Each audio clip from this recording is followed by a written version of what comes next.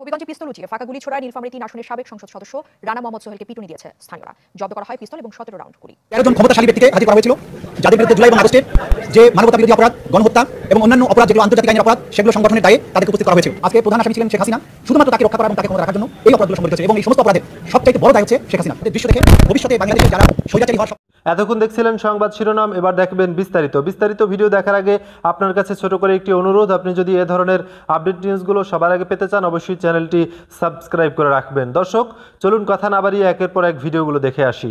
১৩ জন ক্ষমতাশালী ব্যক্তিকে হাজির করা হয়েছিল, যাদের বিরুদ্ধে জুলাই এবং আগস্টের যে মানবতা বিরোধী অপরাধ, গণহত্যা এবং অন্যান্য অপরাধ যেগুলো আন্তর্জাতিক আইনের অপরাধ, সেগুলো সংগঠনের দায়ে তাদেরকে উপস্থিত করা হয়েছিল। আজকে প্রধান আসামি ছিলেন শেখ হাসিনা।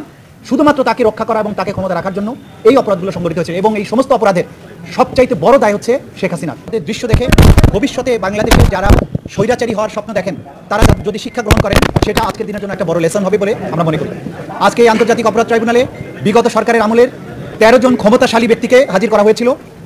আজকে আদালতে আমরা এই অপরাধ সংগঠনের পেছনের যে পটভূমি আছে সেটা ব্যাখ্যা করেছি কিভাবে ২০০৯ সাল থেকে ক্রমান্বয়ে একটা রাষ্ট্রযন্ত্রকে ক্রমান্বয়ে ব্যবহারের মাধ্যমে সমস্ত রাষ্ট্রীয় প্রতিষ্ঠানগুলোকে রাজনীতিকরণ, দলীয়করণ, পারিবারিকীকরণের মাধ্যমে একটা নিপীড়ক সংস্থায় পরিণত করেছিল। একটা রিপাবলিক, ডেমোক্রেটিক রিপাবলিক, সেইটাকে কিভাবে একটা নিপীড়ক এবং ফ্যাসিবাদী নিপীড়নকারী সরকারে পরিণত করা হয়েছিল, সেই স্টোরি পটভূমি আমরা তুলে ধরেছি।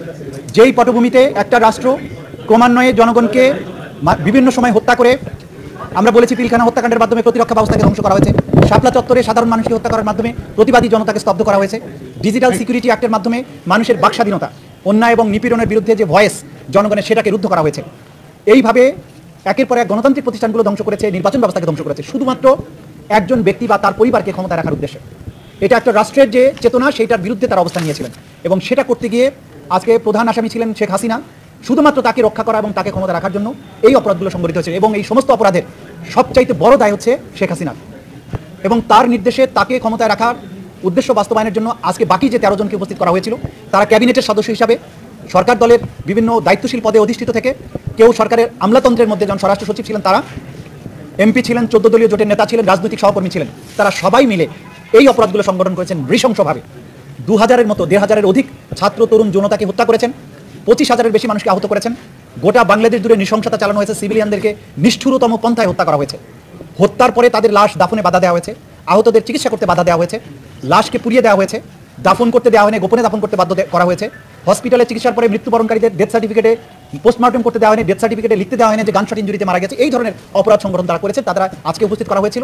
আমরা যেটা আদালতের কাছে জানিয়েছি যে এই অপরাধ একই সাথে সারা বাংলাদেশে ৫৬,০০০ বর্গমাইল জুড়ে একদম ব্যাপক ভিত্তিক মাত্রায় সংগঠিত হয়েছে এবং টার্গেটেড ওয়েতে পারসিকিউশন করা হয়েছে। এইটার তদন্ত সমাপ্ত করে বিচারের উপযোগী একটা রিপোর্ট দাখিলের জন্য আমাদের একটা যুক্তিসঙ্গত সময় দরকার। আমরা ২ মাস সময় চেয়েছিলাম, আদালত আজকে ১ মাস সময় মঞ্জুর করেছেন। ১ মাস পরে আবার এই রিপোর্ট দাখিলের জন্য থাকবে, সেদিন হয়তো আসামিদেরকে নিয়ে আসা হবে এবং আমরা আশা করছি খুব দ্রুতই এই রিপোর্ট আমরা তদন্তকারী সংস্থার কাছ থেকে পেয়ে যাবো এবং মামলাটি তখন আনুষ্ঠানিক বিচারের জন্য তার যাত্রা শুরু করবে।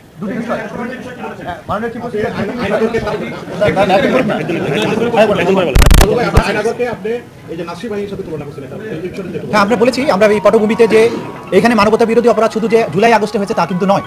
এই সরকার অর্থাৎ বিগত যে আসামি যারা ছিলেন তাদের সরকার যখন ক্ষমতায় আসে, তখন থেকে এই গুম, খুন এবং কনসেন্ট্রেশন ক্যাম্পে নিয়ে নির্যাতনের যে বিভৎসতা আপনারা ইতিমধ্যে জেনেছেন। আমাদের তদন্ত সংস্থা এগুলো আমরা তথ্য পাচ্ছি বা আপনারা গুম কমিশনের কাছ থেকেও জানতে পেরেছেন যে সেই নির্যাতন ক্যাম্পগুলো কতটা নিষ্ঠুর ছিল। সেই নিষ্ঠুর ক্যাম্পগুলোতে যে পদ্ধতিতে নির্যাতন করা হয়েছে, সেটা দ্বিতীয় বিশ্বযুদ্ধকালীন সময় হিটলারের নাৎসি বাহিনীর যে কনসেন্ট্রেশন ক্যাম্পগুলো ছিল, সেই ধরনের নিষ্ঠুরতার সাথে তুলনীয়, একই প্যাটার্নের। সেই কথাগুলো আমরা বলেছি যে এরা শুধুমাত্র যে গণহত্যা করেছে তাই নয়, অপহরণ, গোপন কারাগারে আটক এবং টর্চারের যত ফর্ম আছে সেই ফর্মেই মানুষদেরকে টর্চার তারা করেছেন। আমরা ফর্মাল রিকোয়েস্ট পাঠিয়েছি ইন্টারপোলের কাছে রেড নোটিসের মাধ্যমে, তাকে পেলে যেন গ্রেপ্তার করা হয়। পরবর্তী পদক্ষেপ বাংলাদেশ সরকার ইতিমধ্যে বলেছেন যে এর বাইরেও পদক্ষেপ আছে, যেহেতু তার বিরুদ্ধে মানবতা বিরোধী অপরাধ সংগঠনের অভিযোগ আছে এবং তার বিরুদ্ধে গ্রেপ্তারি পরোয়ানা জারি আছে। তাকে ভারতের সাথে সম্পাদিত যে অপরাধীর বহিঃসমর্পণ চুক্তি, সেটার মূলে তাকে ফেরত চাওয়ার জন্য বাংলাদেশ গভর্নমেন্ট চিন্তা করছেন বলে গতকালকে প্রধান উপদেষ্টা তার বক্তব্যে বলেছেন। সুতরাং সেই প্রক্রিয়াতেও বাংলাদেশ যাচ্ছে, এটা আমরা আদালতের কাছে জানিয়েছি। কারণ তারা নির্দেশ দিয়েছেন, পরিকল্পনার সাথে সম্পৃক্ত ছিলেন, সরাসরিও জড়িত ছিলেন, কমপ্লিসিট করেছেন। স্বরাষ্ট্র সচিব, স্বরাষ্ট্রমন্ত্রী তারা সরাসরি সম্পৃক্ত ছিলেন নির্দেশনা দেওয়াতে। এবং আন্তর্জাতিক আইনে আপনারা জানেন যে অপরাধ সংগঠনের প্ররোচনা দেওয়া, প্ল্যানিংয়ের সাথে থাকা, অপরাধ প্রিভেন্ট করতে শক্তি থাকা সত্ত্বেও প্রিভেন্ট না করা, যারা পারপিট্রেট করেছে তাদেরকে শাস্তি দেওয়ার ক্ষমতা থাকা সত্ত্বেও শাস্তি না দেওয়া, প্রিভেন্ট করার চেষ্টা না করা, এই সবগুলোই আন্তর্জাতিক অপরাধ ট্রাইব্যুনাল আইন 1973 অধীনে আইনে অপরাধ। এই অপরাধের দায় এই প্রত্যেক আসামির উপরে আছে, সেটা আমরা আদালতকে জানাচ্ছি। আরেকটি বিষয়, আপনি ডিফেন্স কোনো লয়ার ছিল কিনা, একজন দাঁড়িয়েছিলেন, তাকে নিয়েও আপনি একটা বলেছেন যে তিনি ফিরে ব্যাক করেছেন। আচ্ছা, ডিফেন্সের পক্ষে বেশ কয়েকজন আইনজীবী তাদের ওকালতনামা দাখিল করেছেন, কিন্তু তাদের পক্ষ থেকে শুধু একজনের জন্য একটা পিটিশন ছিল। সেই পিটিশনটি ছিল অভিযোগের কপি সরবরাহ করা সংক্রান্ত, কিন্তু সেই পিটিশনটি যথানিয়মে দাখিল করা হয়নি, সুতরাং এই পিটিশন হিসেবে সেটা গণ্য হয়নি। এটা যদি ভবিষ্যতে উনি করেন সেটার ব্যাপারে আদালত যথাযথ আদেশ দেবেন। অন্য যারা ওকালতনামা দাখিল করেছেন বিভিন্ন ডিফেন্স সাইডে, তারা কোনো পিটিশন দাখিল করেননি, কোনো বক্তব্য রাখেননি, তারা শুধু অনুরোধ জানিয়েছিলেন আসামিদের সাথে কথা বলার জন্য। আদালত সেটা মঞ্জুর করেছেন এবং বলেছেন ডিসিপ্লিন রক্ষা করে রেজিস্ট্রারের তত্ত্বাবধানে তারা যাতে কথা বলেন, এটা তাদের ব্যাপার। এদের যে সমস্ত আসামিরা আজকে এসেছেন, ওনারা সকলেই মন্ত্রিসভার সদস্য ছিলেন, ওনারা কেউই কিন্তু অ্যাক্টিভলি পার্টিসিপেট করেনি। আপনি এটা কিভাবে জোড়া লাগাবেন এই ইয়েটা? সেটা আমাদের তদন্তের বিষয়, এবং কোর্টে যখন আমরা প্রেজেন্ট করবো তখনই বুঝতে পারবেন তারা কিভাবে সম্পৃক্ত ছিলেন। আমি দীর্ঘ পটভূমি আমি কোর্টে উল্লেখ করেছি, সেখান থেকে আপনারা বুঝেছেন কিভাবে তারা সম্পৃক্ত, আর বাকিটা আদালতের বিচার প্রক্রিয়ার মধ্য দিয়ে দেখতে পাবেন।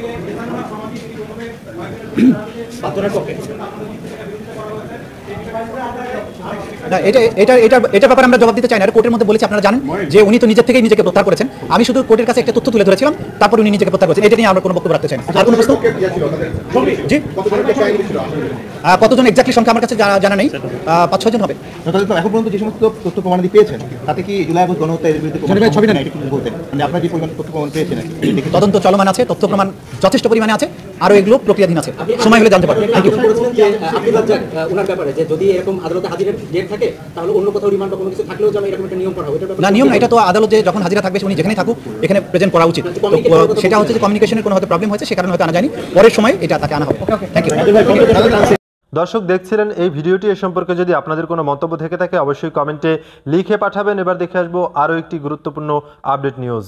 হবিগঞ্জে পিস্তল উঁচিয়ে ফাঁকা গুলি ছোড়ায় নীলফামারী 3 আসনের সাবেক সংসদ সদস্য রানা মোহাম্মদ সোহেলকে পিটুনি দিয়েছে স্থানীয়রা। জব্দ করা হয় পিস্তল এবং 17 রাউন্ড গুলি।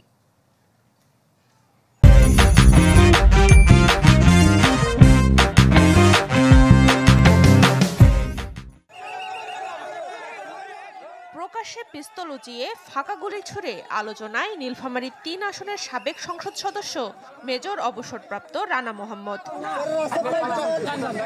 রোববার মৌলভীবাজারের শ্রীমঙ্গল থেকে সাতছড়ি যাচ্ছিলেন জাতীয় পার্টির সাবেক এই সংসদ সদস্য। পথে হবিগঞ্জের চুনারুঘাট খোয়াই বেইলি ব্রিজে যানজটে পড়েন। এ সময় তার গাড়ির সাথে একটি মোটরসাইকেলের ধাক্কা লাগে। অভিযোগ, কথা কাটাকাটির এক পর্যায়ে কাছে থাকা পিস্তল বের করে ফাঁকা গুলি ছোড়েন সোহেল। এতে ক্ষুব্ধ হয়ে স্থানীয়রা মারধর করে তাকে। ওই ব্রিজের উপরে হঠাৎ করে যানজট লাগছে, এই যানজটের মধ্যেই দেখা যায় গুলির আওয়াজ। ওই সোহেল রানা উনি 2টা ফাঁকা গুলি করছে, যদি মানুষের উপর পড়তো তো মানুষ মারা দিত। হুট করে এসে মানে ব্যাগ দিকে এসে আমার এমন ধাক্কা মারছে, ধাক্কার চোটে আমি মানে ওই যে ব্রিজের খাম্বার মধ্যে ছুড়ে আমি আঘাত পেয়েছি। তদন্ত যেহেতু চলতেছে, একবার যখন আইনের আওতায় চলে গেল জিনিসটা, তখন আর কথা বলা। হবিগঞ্জের পুলিশ সুপার জানান, পিস্তল ও 17 রাউন্ড গুলিসহ তাকে আটক করা হয়। পরে মুচলেকা দিয়ে সেনা সদস্যরা তাকে থানা থেকে নিয়ে যায়। আর্মসটাকে জব্দ করা এবং গুলিগুলা যে জব্দ করা, আর এইটা যে ফায়ারটা মানে জাস্টিফাই কিনা এটার জন্য আমরা কাজ করে যাচ্ছি। এদিকে রানা মোহাম্মদ সোহেলের নির্বাচনী এলাকা নীলফামারীর জলঢাকায় তার বিরুদ্ধে রয়েছে নানা সমালোচনা ও অনিয়মের অভিযোগ। জনগণের খেদমত করার জন্য ব্যবসা করার জন্য এলাকার মানুষকে রিভলভার অস্ত্র দিয়ে জিম্মি করে ট্রাকে উঠায় নিয়ে যে জমি রেজিস্ট্রি করে দিতেন, টাকা পয়সা ঠিকমতো উনি দিতেন না। সাবেক এই সংসদ সদস্যর অস্ত্রটি বৈধ কিনা তা নিয়েও রয়েছে প্রশ্ন। সোহেলের বিরুদ্ধে নীলফামারীর জলঢাকা ও পঞ্চগড়ে একাধিক মামলা রয়েছে। এছাড়াও তার অনিয়মের ফিরিস্তি নিয়ে চ্যানেল 24-এ 2023 সালে অনুসন্ধানী প্রতিবেদনও হয়। সঞ্জিদা শান্তা, চ্যানেল 24। শুনছিলেন বিস্তারিত। এ সম্পর্কে আপনাদের মতামত কমেন্টে লিখে পাঠাবেন। ভিডিও ভালো লাগলে চ্যানেলটি সাবস্ক্রাইব করতে ভুলবেন না। এবারের মতো এখানে বিদায় নিচ্ছি, শীঘ্রই দেখা হবে নতুন কোনো ভিডিও নিয়ে। ততক্ষণ সকলে ভালো থাকুন, সুস্থ থাকুন। আসসালামু আলাইকুম রহমতুল্লাহি ওয়া বারাকাতুহু।